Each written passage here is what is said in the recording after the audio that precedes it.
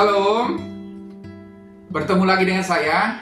Dan dalam pertemuan kita kali ini, kita akan membahas satu topik di bawah judul Bebas dari Belenggu Masa Lalu. Saudara, keputusan-keputusan yang kita buat pada hari ini tidak hanya mempengaruhi diri kita sendiri. Semua itu bisa mempengaruhi anak-anak kita dan anak-anak dari anak-anak kita selama banyak generasi. Alkitab berbicara tentang bagaimana pelanggaran para leluhur bisa diturunkan sampai 3 atau 4 generasi. Itu berarti sikap buruk, kecanduan, sikap negatif, cara berpikir yang salah, dan jenis-jenis pelanggaran lainnya bisa diturunkan. Apakah Anda sekarang sedang bergumul dalam bidang-bidang tertentu karena orang-orang yang membuat pilihan-pilihan buruk bagi kehidupan Anda di masa lalu?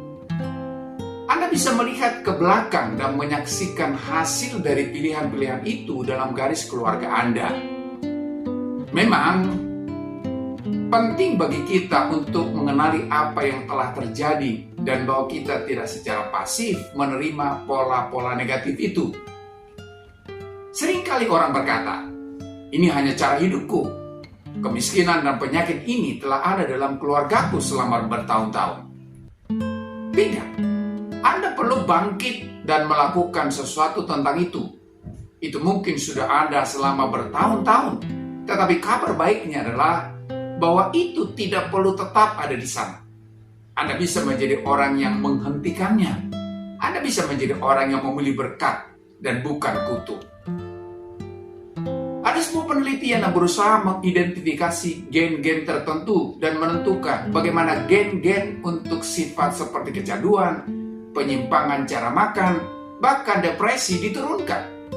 Para peneliti bisa melihat pola-pola yang jelas, tetapi mereka tidak bisa dengan pasti menentukan apakah penyebabnya bersifat genetik, lingkungan, atau keturunan, atau perpaduan dari faktor-faktor tersebut.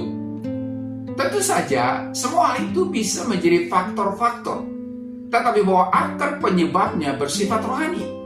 Alkitab menyebutnya sebagai pelanggaran.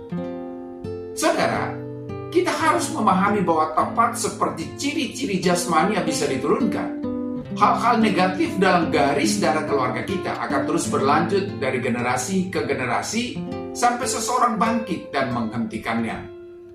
Misalnya, saat Adam dan Hawa tidak mematuhi Tuhan, keputusan itu tidak hanya mempengaruhi mereka, itu mempengaruhi anak-anak mereka. Apakah Anda tahu siapa pembunuh pertama dalam Alkitab?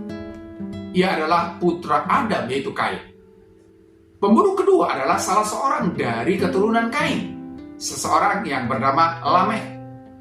Pelanggaran itu terus diturunkan melalui generasi-generasi keturunan Kain.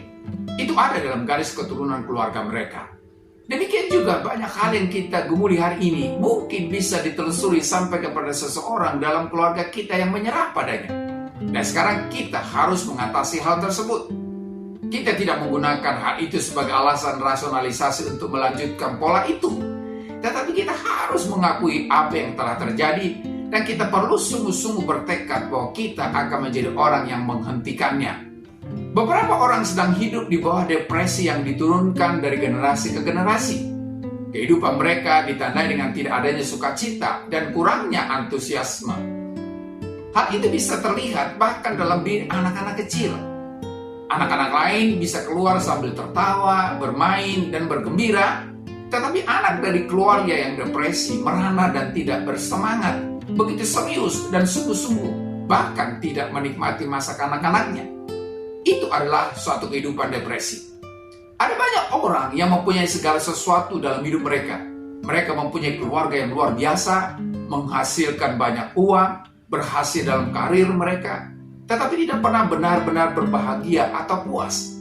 Seolah-olah sesuatu selalu menggerogoti mereka, mencuri sukacita, damai sejahtera, dan kemenangan mereka. Hal itu tidak normal. Dan kalau itu yang terjadi dalam hidup Anda harus menghentikannya. Anda harus bangkit dan melawannya melalui doa dan kata-kata positif yang alkitabiah. Anda bisa menjadi orang yang menghentikan kutuk dalam keluarga Anda. Jadilah orang yang mengatakan, "Sudah cukup, aku tidak mau lagi menerima keadaan ini. Tetapi aku dan keluargaku kami memilih berkat dan bukan kutuk. Anda bisa menjadi orang yang bangkit melawan kuasa-kuasa kegelapan dan menghancurkan benteng-benteng yang menahan Anda dan keluarga Anda dalam belenggu. Firman Tuhan berkata, kutuk tanpa alasan tidak akan kena. Itu berarti bahwa saat kita menghadapi masalah seperti kecanduan, kebiasaan buruk, dan ketidakmampuan, berarti kita telah membuat pilihan yang buruk atau seseorang dalam garis keluarga kita yang telah membuat beberapa pilihan buruk. Ada suatu alasan mengapa seseorang anak tumbuh menjadi seorang pecandu alkohol. Ada suatu alasan yang menyebabkan seorang menjadi orang yang suka menganiaya. Ada suatu alasan mengapa seorang pemuda melakukan kejahatan sampai ia dimasukkan ke dalam penjara. Dan saat ia dibebaskan, ia kembali melakukan kejahatan itu. Tentu saja masalah-masalah masyarakat mungkin mempunyai suatu dampak, tetapi hal-hal ini tidak secara acak terjadi dalam alam roh. Seseorang entah di mana membuka pintu kepada musuh. Jika Anda sedang bergumul dengan satu atau beberapa hal di atas, itu tidak menjadikan Anda orang yang jahat. Anda perlu menyingkirkan rasa bersalah dan penghakiman karena Anda menghadapi halangan-halangan yang harus Anda atasi. Seringkali itu bahkan mungkin bukan kesalahan Anda. Orang lain membuat pilihan yang buruk dan sekarang Anda harus menghadapi akibatnya. Walaupun demikian, berhati-hatilah supaya Anda tidak menggunakan itu sebagai suatu alasan untuk melanjutkan pola hidup yang negatif itu. Anda harus mengambil sikap dan melakukan sesuatu untuk menyelesaikannya. Salah satu dari langkah pertama untuk mengatasi kutuk keturunan ini adalah mengenali apa yang sedang Anda hadapi. Identifikasilah itu. Jangan abaikan. Jangan berusaha untuk menyingkirkannya ke tempat yang tersembunyi dan berharap bahwa itu akan pergi. Sadarlah, kutuk itu tidak akan pergi. Jangan mencari-cari alasan. Akuilah itu dan katakanlah, aku akan menghadapi ini. Jika Anda mudah marah atau jika Anda tidak memperlakukan orang lain dengan penghargaan dan rasa hormat, jangan berusaha meyakinkan diri Anda sendiri bahwa segala sesuatu baik-baik saja. Akuilah dan hadapilah itu. Alkitab berkata, karena itu hendaklah kamu saling mengaku dosamu dan saling mendoakan supaya kamu sembuh. Perhatikanlah, Anda harus bersikap jujur kepada diri Anda sendiri untuk mengakui kesalahan-kesalahan Anda. Dan juga harus meminta dukungan dari orang lain untuk mendoakan Anda agar lepas dari belenggu itu. Jangan berusaha mengatasinya sendiri. Carilah orang yang benar-benar Anda percayai untuk menolong Anda. Dan sementara Anda melakukan bagian Anda, Tuhan akan menolong Anda untuk mengatasinya. Ingatlah, tidak ada satu belenggu pun yang terlalu sukar bagi Tuhan. Tidak ada benteng yang tidak bisa ditembus olehnya. Tidak peduli seberapa pun lamanya Anda mempunyai masalah itu, atau seberapa seringnya Anda telah berusaha dan gagal. Hari ini adalah suatu hari yang baru.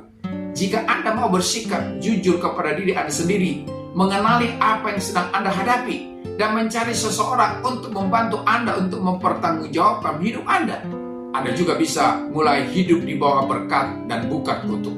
Anda bisa membebaskan diri Anda sendiri dari pola-pola negatif keturunan itu, serta memulai suatu pola kebaikan dan kasih untuk keturunan Anda. Anda mungkin mempunyai riwayat hidup yang negatif, tetapi Anda tidak perlu melanjutkannya. Kita tidak bisa mengubah masa lalu, tetapi kita bisa mengubah masa depan dengan membuat pilihan-pilihan yang baru hari ini. Sampai di sini pertemuan kita kali ini, dan kita akan lanjutkan di lain kesempatan. Terima kasih dan shalom.